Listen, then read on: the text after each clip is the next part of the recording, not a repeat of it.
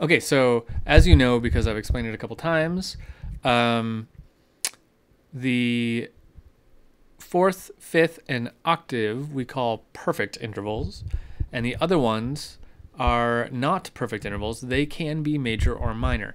Let me explain this in a slightly different way. I'm still in the key of F here. So let me just write up here, I'm going to write an F major scale.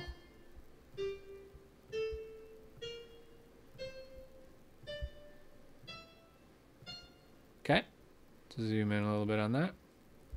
Okay, now down here, I'm going to write an F minor scale.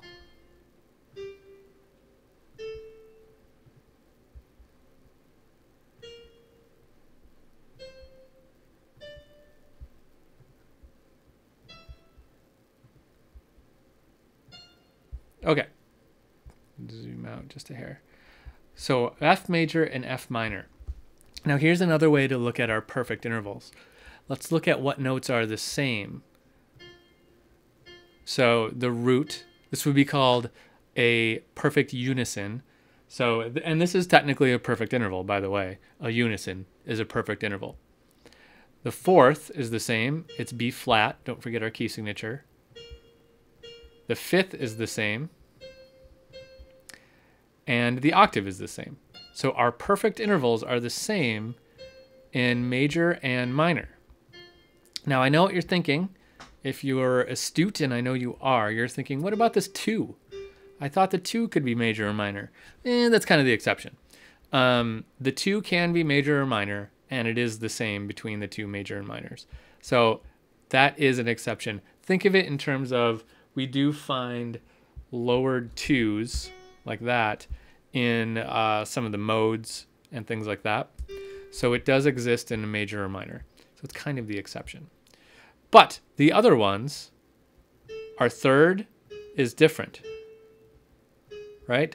Our sixth is different, and our seventh is different.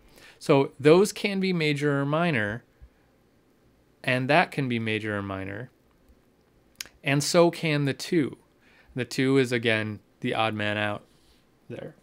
So the perfect intervals, and we call them perfect intervals because if you go back to, all the way back to, Gregorian chant and things like that, they've been around for the longest, and they were considered the simplest and best intervals, so we call them perfect.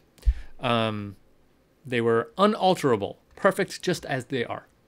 The other ones, they came along a little bit later, and they had multiple ways you could do them. You could do them raised or lowered, and that made them changeable. So they had major or minor versions made, but the perfect intervals are still the perfect intervals.